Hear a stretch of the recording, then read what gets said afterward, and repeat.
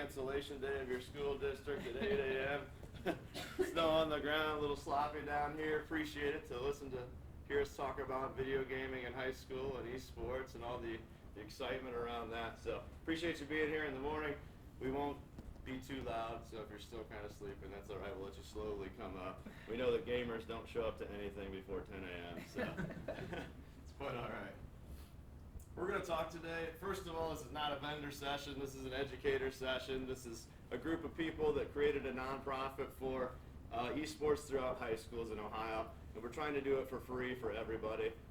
We're a board made up of 6 people from around the state, teachers, educators, tech directors, and school staff. And we're just doing this to create opportunities for kids because we see it as a positive educational change agent. All of our resources are available online. We have everything done for you. All the research, the coaching manuals, how to run a program, how to get started, how to sell it to your board, how to get kids excited about it. It's all there. eSportsOhio.org. I'm Nick Ryder. I'm also a tech director of Cary High School in Northwest Ohio. I'm Jeff Crana. I'm a technology support specialist for Akron STEM High School. I'm the assistant director and event coordinator for eSports Ohio. Yep, and we are just here to talk to you today, answer some questions, fly through some of these slides. I know the slideshow is huge, but we're just going to power through some of them and leave it open for some questions. So just to get a feel for the room, how many of you already have a team? Oh, one kind of. Nobody's proud enough to say yes. Our team's kind of there. How many of you are starting a team right now? Cool. Great. How many of you kind of interested, don't know too much? I'm interested. Not Great. I'm interested. Excellent. Great. All right. And how many's like, I've never heard of eSports before? Okay. So at least the conversation has been had before coming to this session. Our vision and our mission are simple. We want to use eSports as a developmental change agent for kids. We see a demographic that hasn't been reached in our students that we've had in our programs. We'll talk about that here in a little bit. And our mission is to do that by providing resources and materials for you guys, for all the school districts, to help create that atmosphere for students to be able to compete and to be educated in eSports, what they are, how to provide opportunities for the next level, and make you aware of all the opportunities that already exist in Ohio with over 15 universities offering scholarship funds to play competitive eSports. So, some of our goals are super lofty. We have a lot of them. We want to increase extracurricular involvement in students. We want to provide a varsity league opportunity for students. So we're talking, you can compete on your team at a varsity level for your high school, jerseys and letters and all that good stuff, just like anybody else in any other sport. That's one of our goals. We also want to provide curricular ties to education. We're looking at partnering with some organizations around the Columbus area and throughout the ESC areas to develop curriculum to align with some of this. If you'd like to take it a step further and align it to CTE pathways or elective classes at the high school level. So we're looking at that as well. We're also using this as like I said, a catapult to develop those social and soft skills for students who aren't in traditional athletics. You know, learn that teamwork, that communication, collaboration, working together. And we're trying to prepare a pathway for university scholarship eSport athletes because unlike regular D1 and D2 and D3 sports, there are scholarships available that aren't being filled right now. We have coaches on our Discord channel every day reaching out saying, hey, I need, a gold level League of Legends player, and I will give you a $4,000 recurring scholarship every year if you come play for our program. They can't find people to fill those roles. So we're trying to develop a venue for that and an avenue for kids to get involved. So what does the research say? We stole this from Orange County seems to be the hotbed for where educational eSports is going. They've partnered with UC Irvine out there and NASIF, North American Scholastic Esports Federation, and they've done some studies and they're continuing to gather data to kind of prove that video games and learning can go hand in hand. Some of the things here: accelerates language learning, fosters scientific reasoning, associated with higher math achievements. This is what we've found from students who play video games. And the things that we already knew from other studies, sports and learning go hand in hand too. Super awesome. It's associated with higher GPAs, fosters personal growth, and makes students more satisfied with their school experience. It also equates with higher degree completion and develops persistence. So, what are eSports? Most of us know what eSports are. I'm not going to show the video so we have time for an open discussion, but they're just electronic sports. They're competitive games of strategy and discipline that can be played individually or as a team. Now, we structure all of our games in the team atmosphere so the students play together and work together as a unit, as a team, but some of them are also individual, much like golf. You know how golf, they play 1 versus 1, or tennis, they play 1 versus 1, but it's a team effort combined of who wins and the overall score. So a good example of how we do that is Super Smash Brothers. We play it in teams of 5, and your 1s play your 1s, your 2s play your 2s down on, just like golf, and then the best of 5 takes it. So they work together as a team to get better. So that's eSports in a nutshell.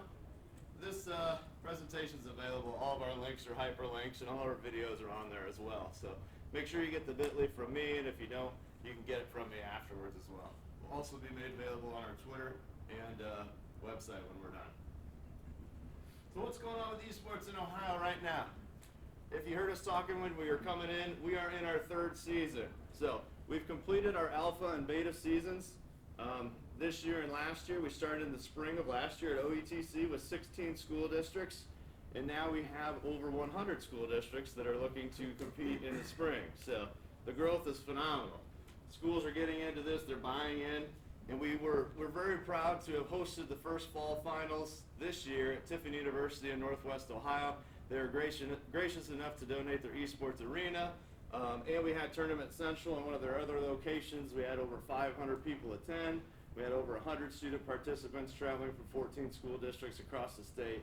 And we had university coaches there scouting, offering scholarships on site. It was awesome.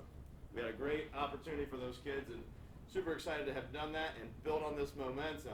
If you've been to Lincoln Tower recently, they've sunk a lot of money just down the street in eSports at Ohio State University.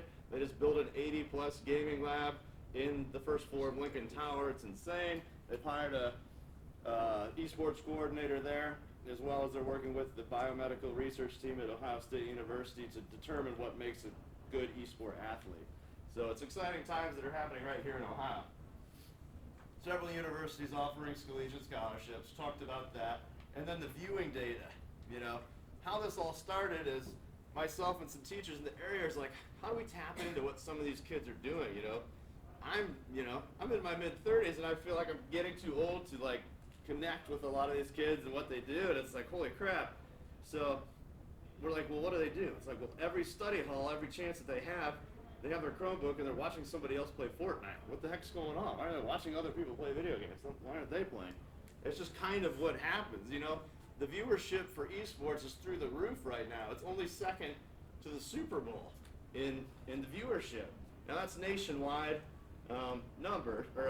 worldwide numbers, not just America, so you got to take into account some other factors, but the fact is, you go to a study hall, you can see somebody watching somebody else play video games. So, some stats we've done. Right now we've got roughly 1,200 kids that have signed permission slips from their parents turned in that they are competing in eSports Ohio. We had 221 teams registered in the fall season, and we had 183 schools that have reached out and said, hey, we're doing this, we're building a lab, we're getting started, can you help us out? And there's just some of our growth over our first 2 seasons. We started with 80 teams, grew to 221 in the fall, so like 176% growth in teams in less than a year, and then same thing with players, a 317% growth in players from our first season to our second season. That's just crazy. So what kind of schools do we serve? We serve all of them. If you look at the pie graph on the bottom right, you can't read the words, but those are our free and reduced lunch school district diversity. Got everything from 100% to 0%. So we serve every type of school district. One thing also to note, we do also cover STEM schools, we cover career technical schools, any school in the state of Ohio. So it does get interesting, because if you're the PM program of a career tech and your home school also has eSports, we've seen some administrators fight over their athletes. So it's very interesting to see this develop. Player information. How many students are in there and participate? This is my favorite stat that we have from all of our players. Roughly roughly 75% of our students, this is their first extracurricular activity. So this is a demographic of student that we haven't tapped into before. This is the first time they've done anything outside of school related to school. So we can take that and give these kids a place, to belong in school where they may not have had before in the past. So it's super exciting. Coaches information, don't worry if you're new, all of our coaches are new.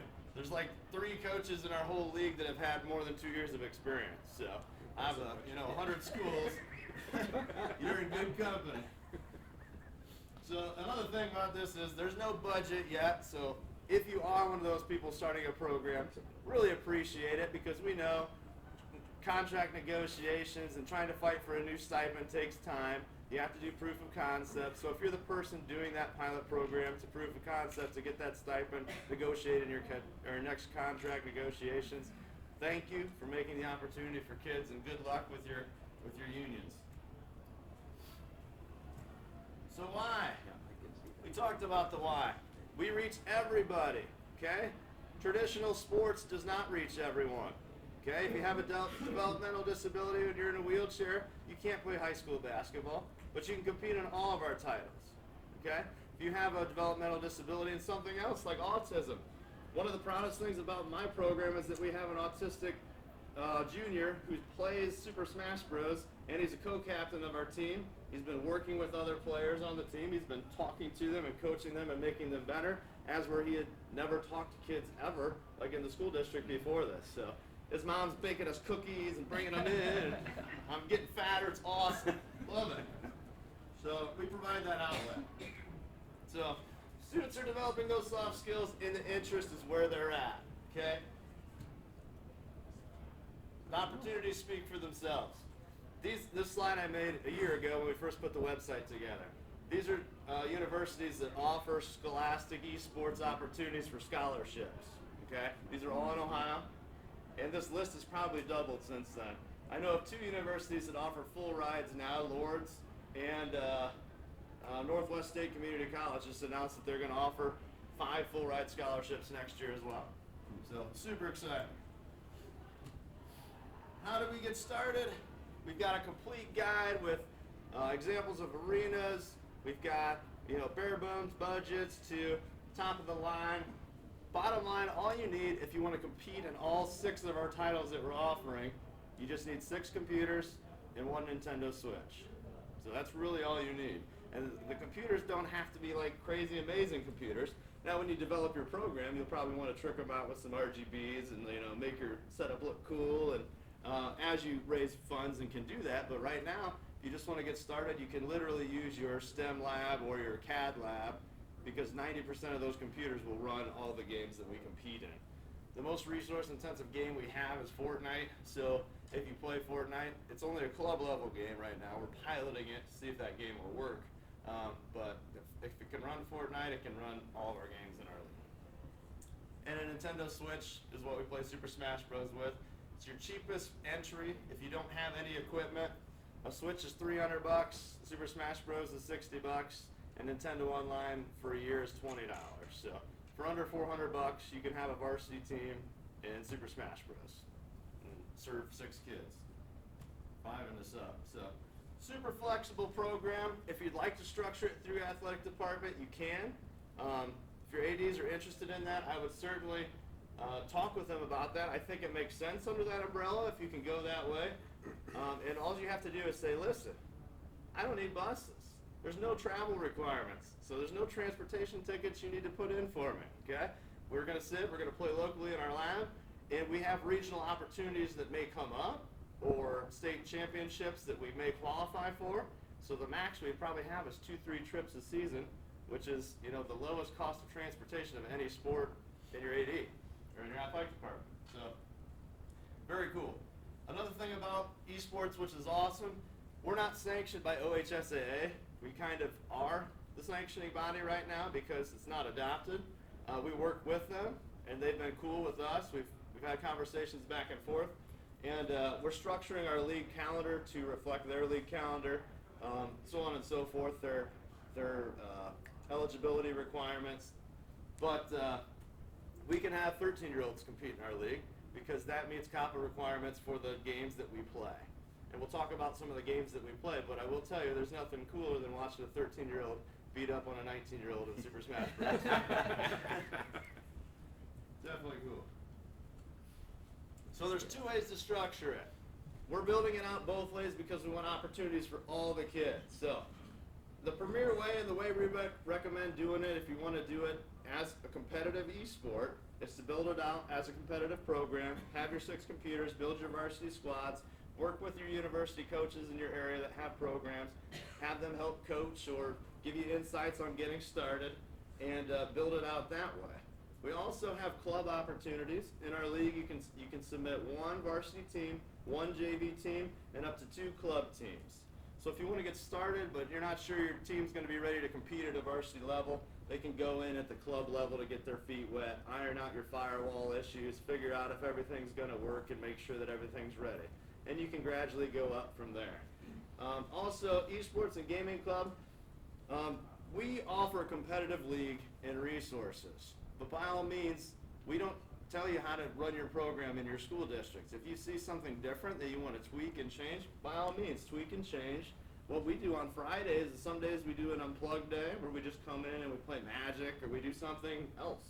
You know, it's part of my program, so you can run however you want to run your program.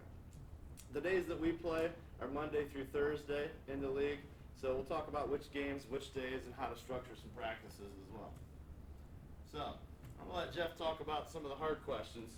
So some of the costs that are associated with starting a program, like you said, can vary pretty greatly. You can start with a really small, 6 PCs and a Switch, or just a Switch, or you can go all out. We've had programs that have purchased right off the bat, 12 gaming computers, TVs, all sorts of things. So some of the different ways they do, I don't think there's really a right or a wrong way. It's really what can you do to get started. So some, the essentials, you need to have a staff advisor. That's no questions asked. We want these programs to be run by the schools. Prior to this starting, we competed in some national leagues, and honestly, it was kind of the Wild West. I mean, teams would be playing from home. There would be no verification of who's actually playing the games. Their staff, and I would contact a school and say, hey, do you know about this eSports team? They'd have the staff of the school had no idea this was even a thing that they were doing. So these kids were representing these schools, and who knows what they were doing. So that's something that we definitely, we make sure that that's done. We talk about game licenses up here. We recommend that students buy the game licenses themselves individually. It is nice to have a couple extra on hand for maybe tryout purposes, or you never know what issue or thing might arise where you might need an extra account just to use for a day or something like that. The good thing is these games are fairly cost effective. League of Legends is free. Rocket League is $20, but you can find it at a Steam sale for like $4 sometimes. Overwatch is $20, Fortnite's free, Hearthstone's free. You said Super Smash Bros. I don't think it's still $60. It may be cheaper now, but you only need 1 copy of that. So we do recommend everyone builds their own accounts for one reason, and that being, for example, like League of Legends is the type of game where you have to collect all these different heroes, and to participate in our varsity league, you have to have 20 champions on your account. Otherwise, you can't go through the proper rule set where we have to ban and so forth. So building your accounts up and leveling those up and making sure each kid has their own is definitely the route you want to go. And one thing I will add to that, we value your time, and we realize a lot of you people are going to be doing this for free, your first year or two. So we've changed a little bit as we structured everything to start by 4 p.m. every day. So we recommend everyone knowing that your match will start by 4 p.m., otherwise you forfeit. So what that means is, if you're planning on fielding a JV, a varsity, and 2 club teams, and you're playing Overwatch on all 4 of those, that's 6 times 4, that's 24 computers you would need. So just make sure that if you have, these grand ideas of having an esports program with 75 kids, you would need the equipment to support that so they all can start by 4 p.m. So if you have 2 teams, a JV and a varsity, that would be 12 computers. You can play all the games. If you just want 1 varsity program, 6 computers. just want to make sure that we're being transparent with that and you understand that going in. Yeah, so some of the optional gear we talk about here, so it's a lot of aesthetics, the gaming chairs, he talked about the RGB lights, I know that it seems like silly to maybe pay for something like that, but when it comes down to showing this to your administrative staff or somebody, it's hard to really put into words what eSports is, but they can look at a shiny computer and look at the cool lights and all that. So it does help with some of that. Plus the kids love it too. So those things do go a long way. All right, so setting it up. As we said, 6 is the bare minimum. That's Overwatch, and as well as Fortnite. Those are six units there to run a team, and those are played on separate days, so you don't have to worry about, do I need 12? No. Overwatch is on Tuesdays, League of Legends on Mondays, Wednesdays is Rocket League and Super Smash Brothers, and then Thursday is Fortnite Hearthstone. So that's how we kind of have it structured right now. So that's the bare minimum if you want to go down that route. So some examples of some arenas that we've seen throughout eSports Ohio. Here's Oberlin High School. They have a setup, I think they have 12 PCs that are really nice. They bought the whole peripheral set and everything. Worthington Kilbourne here, I think they just have the 6, but I think they also bought like real custom machines. We have Amherst up here at the top. I believe they bought custom machines. You have Cary Schools here where he boot camped some Macs to get started. This is what you do if you have no money, like me. You boot camp iMacs and you try and play on Windows iMacs. So, it doesn't go very well. We can't play Overwatch because we don't have good enough equipment. I mean, Fortnite, but we can play everything else. So. There's Lima, Bath, Lima Shawnee. Lima Shawnee was a 2-time winner for us in the fall, so I guess they're the juggernaut of eSports Ohio right now. They have an awesome setup in their room. We have London High School. Napoleon has a really cool setup where they have, you can see kind of a 12 PC plus 1 director, and then they have the TV mounted. They also have like can't see this picture, but they have an LED strip that's going around all the tables. Mm-hmm. If you turn the lights out, it looks awesome in there. They did a great job.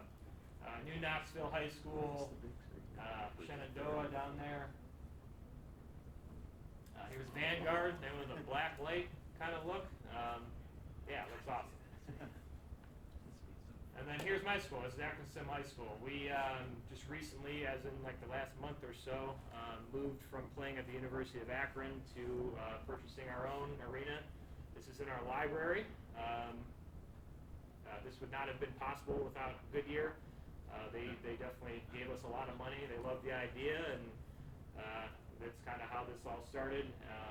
So we haven't even used these yet. They're still sitting there brand new. I can't wait until next week when we start practice again. But I'm just super proud of this. I'm so excited and can't wait for this to happen coming up. All right. School eligibility. So we have recently changed our rules that for homeschool kids, because we had some homeschool parents that said, hey, we'd like to get involved. So in the situation like that, they would have to contact their homeschool where they live and say they want to be a part of it. And we have some forms, and as long as the homeschool is okay with it and they want to join the team, they're eligible to play on that team. Again, we want to be as inclusive as possible. For example, my program takes some kids from other Akron area high schools and they play for our team. A big thing with the STEM school that I work at was we don't have any traditional athletics at our school. All of our kids play back. They go back to their home school and they play for that school. So we really lacked that culture, that feeling of being a part of a team at STEM. So our idea was, okay, let's build an eSports team and that'll be ours. And then other schools can send their kids to us and they can be part of our team. So they're all part of Akron Public Schools, but they all represent us, the STEM school. So as I said before, 13 years old, parental consent, maintain GPA of 1.0. We follow OHSAA regarding that. Yeah. We changed it to 2.0, right? We changed it to 1 to reflect OHSAA. Yeah, OHSAA is 1. But we recommend you running your program how you want in your district. If your standards are higher, keep them higher. Yeah, I do 2.0 in my team, and I also do a attendance requirement too. So I make sure those two things are filled out. So you can run it how you like to run it. We just follow the baseline that OHSA provides. Do most schools follow whatever their athletic department's rules are? That's what I'm Typically, having. yeah, that's what kind of what we do. All right, so we talked about the games a little bit. The reason we had chosen these games, there's a few factors. Popularity is one. These are definitely some of the most popular eSport titles currently. And then the other big one was the ESRB rating. We didn't want to have anything that was rated above teen because of who's playing it. We want parents to be on board. We want administrators to be on board. So when they see maybe an MA rating or something like that, that might say, oh, I don't know if I want to do this. So everything is suitable for kids. So we'll kind of dig into what the individual games are here next. So the first one being League of Legends. This is probably the most hard game to understand for somebody who doesn't know anything about video games. It's a top-down view, 5-on-5, that you choose. Every player chooses a champion, and their goal basically is to march either into the across the field of the enemy's base eventually, and destroy their base, or they destroy your base and you lose, one way or the other. Rocket League. This one's super easy. It's soccer with cars, and that is it. So this is definitely the easiest game to just sit down and start playing like tomorrow if you wanted to try something. If you want something squeaky clean for your board, there's nothing anybody can gripe against Rocket League unless maybe cars are offensive. I don't know. All right. Here's Overwatch. This is our only first-person shooter. It does have cartoony graphics, so while it is a shooting game, it's like Star Trek bad. They're shooting all blaster pistols. I mean, it's the same idea. There's no blood. There's no gore. There's nothing like that. It's a team-based game, 6v6. You choose heroes again in this game, and there's various match formats. But it's definitely as it is. It's rated T for teens, so it's all right for your kids to play. And then Super Smash Bros. Ultimate. This is actually our most popular title currently. We have the most teams in this game. I think just because it's the most accessible by kids. A lot of kids have Nintendo Switch already, and they're probably already playing this. So to sit down and play it at school is pretty easy too. So we run it in a different format, in a 5v5 format, but it's actually 5 1v1s basically. So it does add a team element to it. And then, so these are our two new club games we have. So Fortnite being the first. This is not a varsity game. This will not be at our varsity finals here coming up in June. But we're trialing it now, obviously, because of the popularity. It's by far the most popular game for this age group.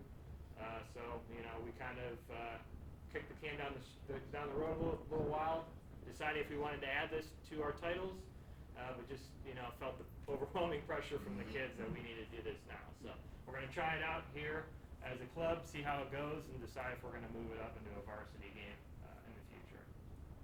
Hearthstone, it's a card game. It's a Blizzard game, which is Overwatch is also a Blizzard game. This is definitely the most popular card game online right now. Actually, a lot of colleges offer scholarships for Hearthstone too. That was a big reason why we decided to add that to our club.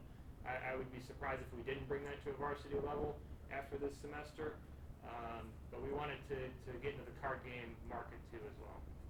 This one's also free and can be played cross-platform on. This is free, okay? I'm going to put that in quotations. You have to buy a lot of cards, I'll be honest with you. So kids, the good thing about this is a lot of kids have already played this, so they have their cards built up. So hopefully, you're recruiting kids that have already kind of built up their stock, as you would call it. But I would definitely use free in quotation marks on this one. All right, Lynn. So now we're starting. Our registration is still open until what was it? February 28th. February 28th. So 20 days or so. So we're still open, still taking teams for our upcoming spring season. And then we're going to talk a little bit about our beta finals that was in Tiffin University in November. Nick had talked a little bit about it before. It was 14 districts that sent 20 teams to Tiffin.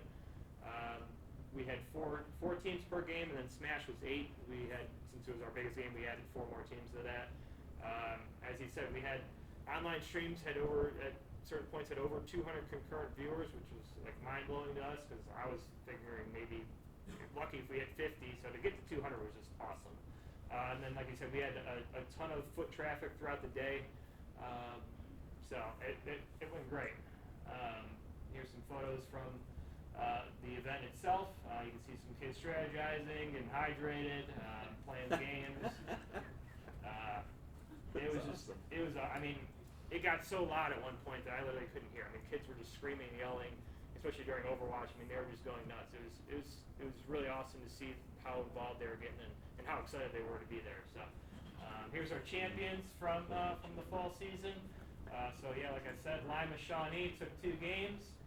Medina won Super Smash Brothers, and then Shaker Heights won Overwatch. One thing we learned as a board is that we're going to impose a hygiene rule for all live events. Yes, we're gonna definitely make that a note for next event. We got a little rank in there at certain points. So the next major event, and this is going to be our signature event every year, is going to be our state championship. So this is coming up June 6th and 7th at the University of Akron. We're going to double the amount of teams that are going to be able to attend. So we're going to take 8 teams from every title, every varsity title that is. It's going to take place after the spring season, so you'll play through the spring season. You'll qualify if you're a conference, if you win the conference, or if you're second place, depending on how the conferences line up. We're still working through that, but definitely if you win the conference, you will get an automatic invitation, and then we'll have to kind of go from there. We want to just double all the numbers. So we want to, where we had hundreds, we want to maybe get to hopefully 1,000. I mean, I think no goal is too small at this point, so we want to grow this. We want to have more games. So at Tiffin, we kind of were limited to only having teams be able to play, unless they won, they would only play 1 match. If they lost the first match, they were kind of out of it. So this will be like more of a double elimination. So if they have a bad game, then they're still in it. So we want more games, more streams, more people. We want more of everything. We want to get as big as possible. So does everyone drag their systems up there? No, all the systems and peripherals So and all that those are all there. We provided don't by have the to bring University of up, Akron. Okay. So the U.S. Army has That would be paid. a logistical nightmare. No, yeah, right. So the U.S. Army has paid for all of this for us. So we kind of got sponsored by them. They paid for the whole thing. So the University of Akron will be providing all the equipment. We do recommend that teams bring their own peripherals. So, because kids like their own mouse and keyboard, whatever. But as far as the machines themselves and all that, they have top-of-line eSports machines there, and they will provide all that for us. All right. Cool. Now I'll talk a little bit about the structure as well of the seasons. Before we just go through some of the resources, we have 2 seasons a year. We do fall and spring. They are 7-week seasons, and they're broken into conferences. So we take however many teams we get during signups, because it's varied greatly. It's from going to 16 to 62 to now over 100.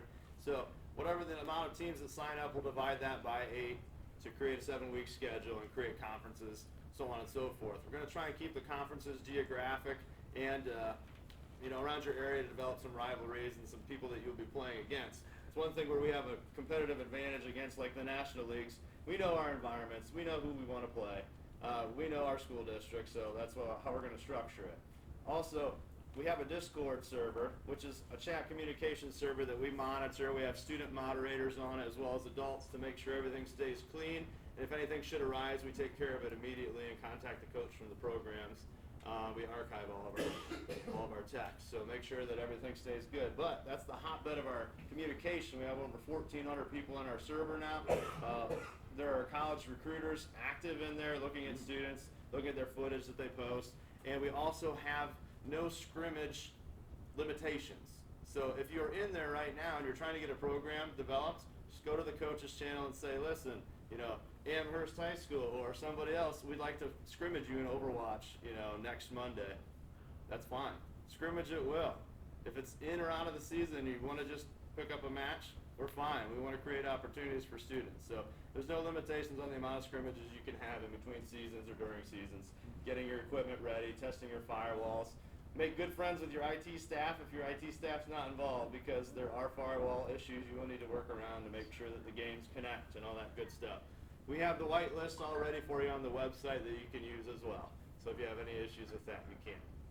But the season's 7-week season, and then there's 2 weeks for the online playoff for the junior varsity and club levels, and then the varsity state championship and land tournaments will be at the end of that season. It aligns with OHSAA spring and fall sports. So those are the 2 seasons that we're doing right now. We offer all games in both seasons currently. So all our resources available for free, ESL or esportsohio.org. Nick Rackley at Bluffton, he's a coach that's integral in putting some of this together. He works well with his students to create resources on getting started guides, what the league looks like. We've done new coaches webinars that's been archived so you can check out if you need help getting started.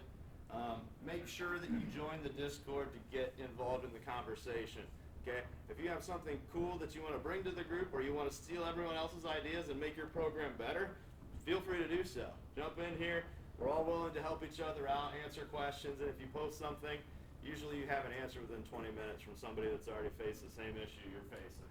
So check us out, follow us on Twitter. We're just regular people like everyone else in this room. We work for schools.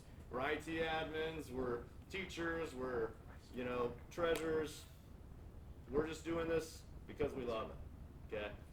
We're a nonprofit. We have no funding. When we need to secure a location, we reach out to the Army and try and get potential partnerships with other corporations to help keep this free for schools.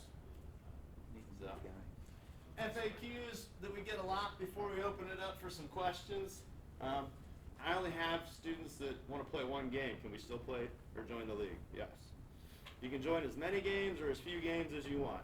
So literally, you could get started if you have 3 players that want to play Rocket League. Because Rocket League's our smallest game. It's only played in 3v3. You got 3 kids that have 3 Xboxes or 3 PlayStations. You can compete without even computers if you'd like to. Same thing with if you have 1 Nintendo Switch and 5 kids that want to play Super Smash Bros., you can set up a Switch lab and compete in that one title. So it's really the most versatile program available. So I want to play a different game, maybe I want to play CSGO or Rainbow Six Siege or something that's a little more mature rated.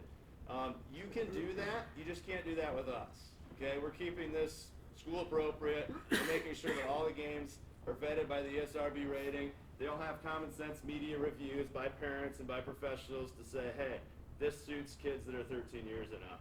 So if you want to do different games, you can do them on your club game night, or you can compete in another league. We're completely friends with, the other national leagues out there. The only problem is we've had problems with some of the national leagues rescheduling matches and wanting to play it Sunday night at 9 o'clock because the teams are in California. So we've had some issues with that, but we're going to keep it school appropriate. If you want to do additional games, that's fine. Join them into your club or however your district wants to do that. I know Jeff, you can speak to that a little bit. Yeah, so we also participate in Counter-Strike and Rainbow Six, mainly because the University of Akron offers scholarships for those, and a lot of our kids go there. So I did have one kid last year who played Counter-Strike for me and got on their varsity team. So that's, I always kind of looked at it. My district was behind me, thankfully, that, they're already playing these games at home. So what's the big deal? And so basically I created a waiver. So the parents are aware, the parents had to sign and say, this is the rating on the game, this is what's in the game. And so if, the parent wasn't on board, they could just not sign the waiver, but I honestly had 0 pushback. I'm in an urban district, so, parents, I guess, I don't know what the word would be, but they're a little bit more lenient for these type of things. So I do play additional games just now at eSports Ohio. Okay. Yeah. And the biggest question we probably get is, oh my God, Nick, I just sent out the survey. I have 125 kids in my high school that want to do this. How the heck do I narrow it down and decide what games they're going to play and all that? Well, the first thing you want to do is you want to narrow it down from, look at the demographic of kid. Okay, if this kid's in drama and FFA and they play baseball, it's going to be hard for them to commit to that 4 p.m. start time that we have every week. So you can separate the crowd by, okay, is this something you're really passionate about, that you want to get involved in, that you're going to compete? This is going to be a sport. We're going to have practice. You're expected to be here. And then that will narrow down your list a little bit.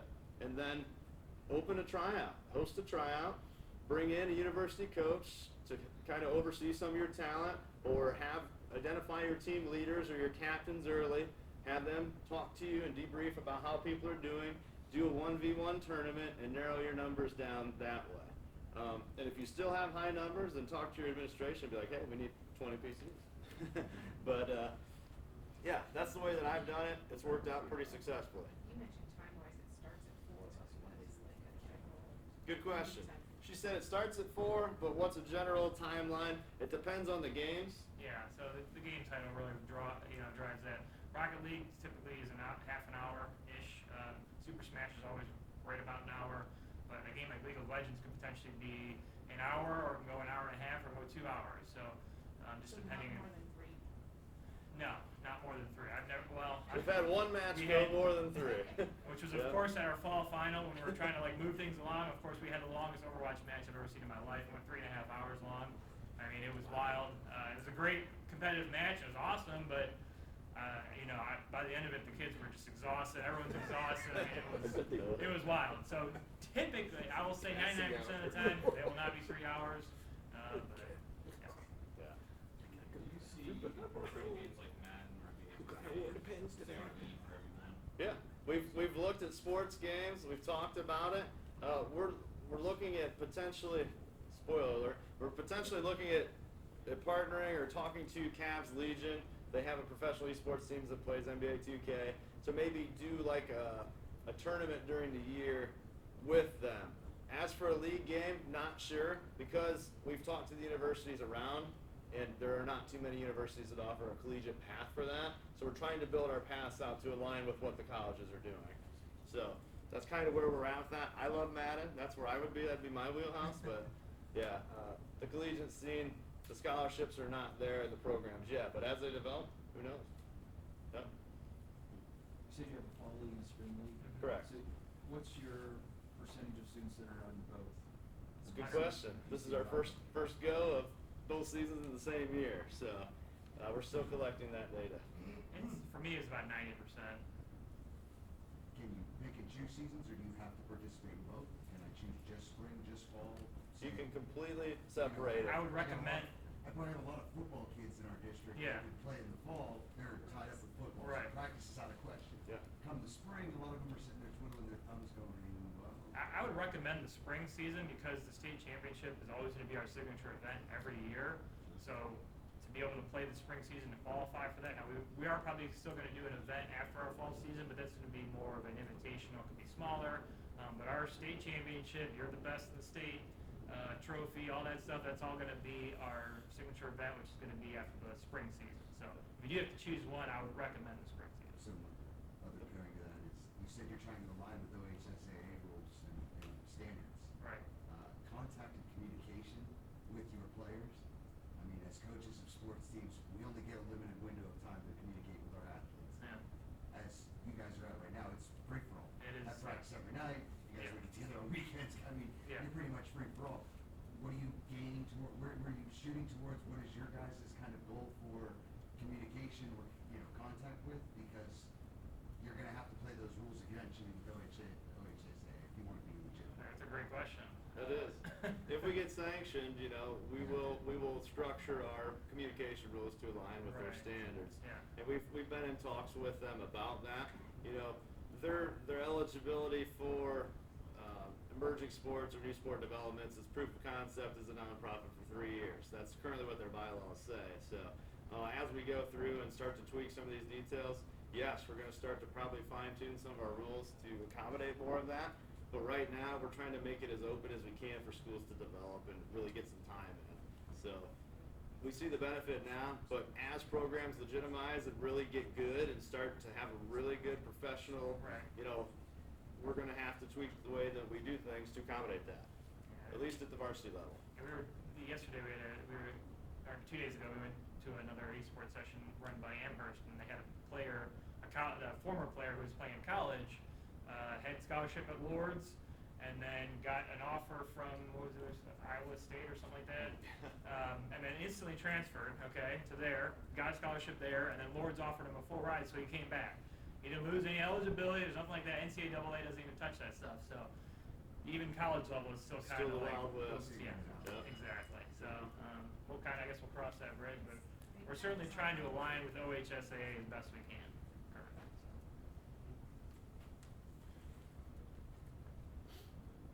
Is there violence and weapons in these games? Yes, there is. But it's been deemed appropriate, the games that we play for those age levels. Is there violence in football? Yes, there is. If your parents don't agree with that, they don't let their kids play football. So, I mean, it's kind of the same thing. We try and provide the resources and the documentation to prove, you know, the educational value and the change agent that this is for these kids. And if parents don't agree with that, we totally respect that. We're not out to say video games will save the world, you know, and that your student, if they don't play them, they're a terrible person. You know, that's not it at all. We're just trying to provide an opportunity for students that do and are good and want that opportunity. So, Discord, what is it? It's a private chat server that we set up to do our communication channels for the different games, for coaches, for university recruitment, and for league scheduling. Each one of your teams will have a captain, and your captain is the most pivotal player on your team. They're in charge of communicating to the other school's captain to set up match details, to talk about championship selection in League of Legends and different rule sets, and being able to communicate that to their team, help with your practice schedules, and do everything. If you're anything like me, you don't know all these games or how to play them or how to help your kids improve. But you have a kid in each game that you want to play that can help you do that. So identify that student, make them a captain, and once they're a captain, have them buy into the role. You don't have to be good at playing video games or know how to coach video games. You have to be good at working with kids. You have to be good at identifying how to use kids to work together and become better as a team. So I recommend if you have video game experience or you have coaching experience, I'd probably go with the coach over the video game experience for a coach in your district, in my opinion. But that's just me. So Discord, make sure you're on there. Make sure the students that are your captains are on there. Our AD is super excited about this being under the umbrella of athletics.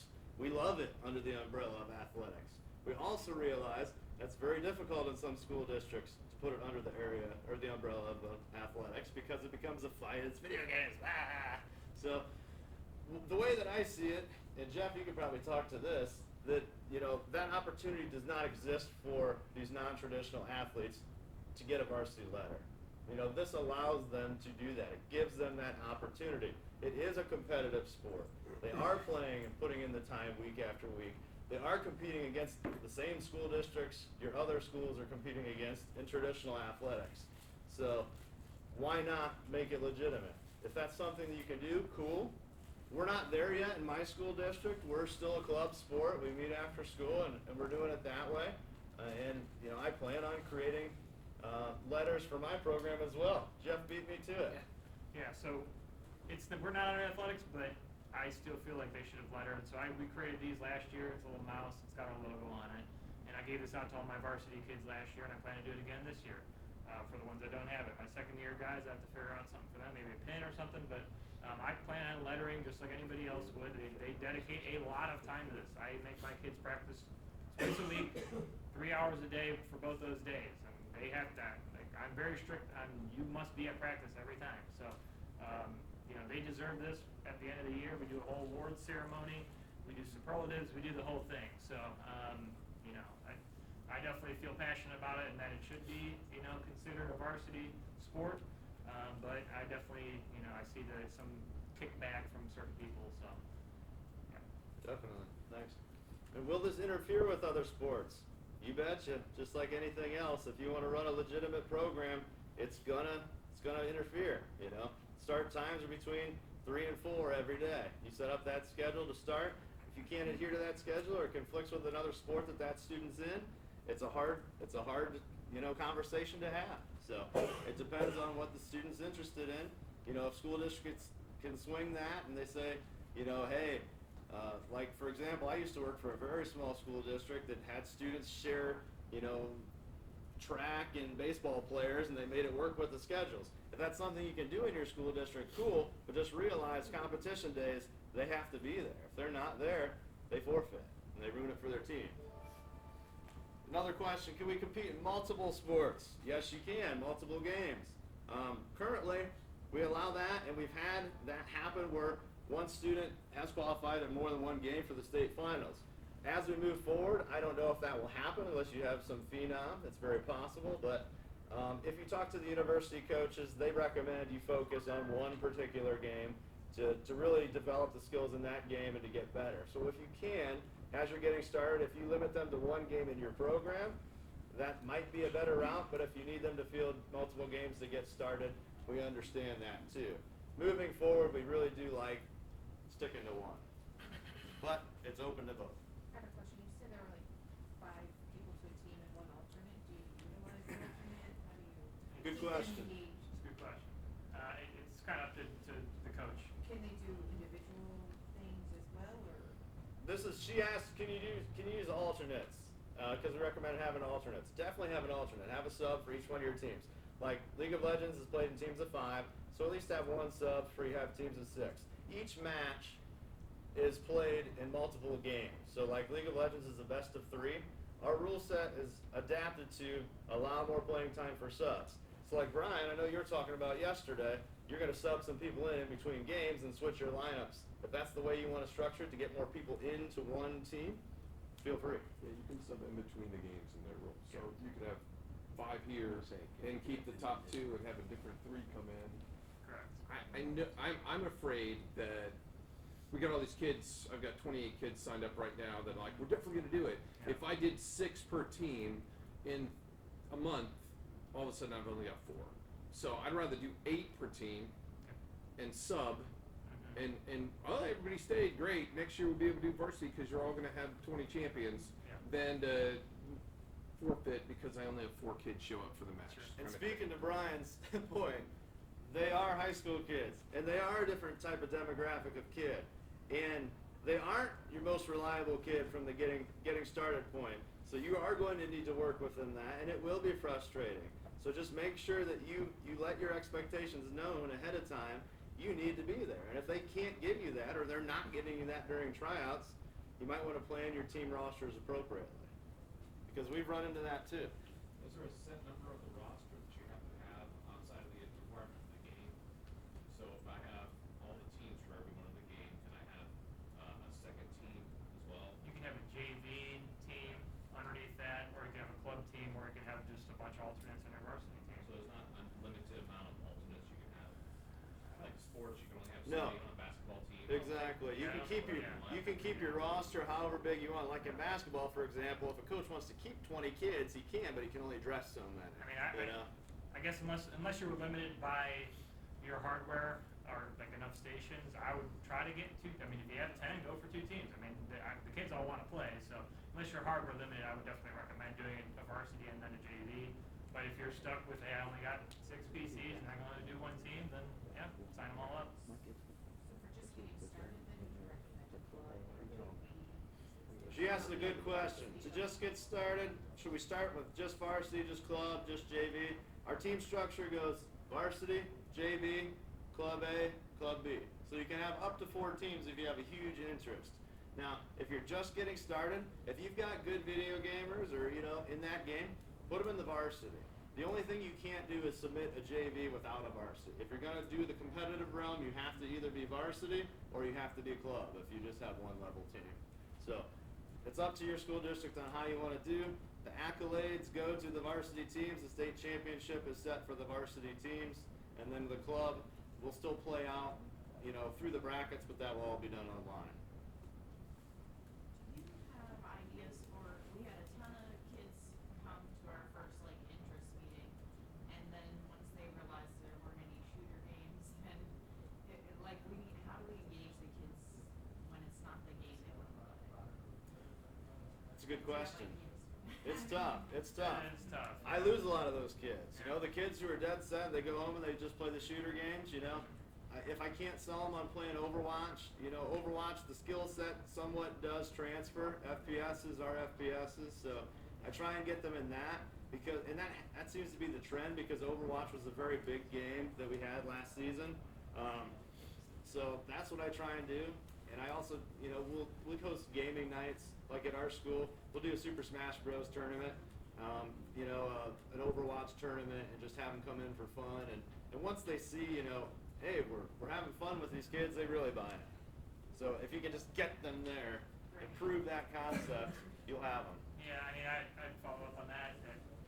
try to sell them an Overwatch. If they like shooters, still try to sell them an Overwatch. I mean, it's a first-person shooter. Skills often translate between first-person shooters.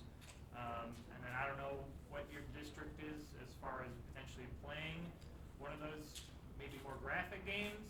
Like I said, my district, I went to the administration. I kind of laid it out. They were okay with it, but everyone's different, and I understand that. So there's a couple options, but I'd try to sell them on Overwatch and see if they once they see some of the competition, I see kids in there playing.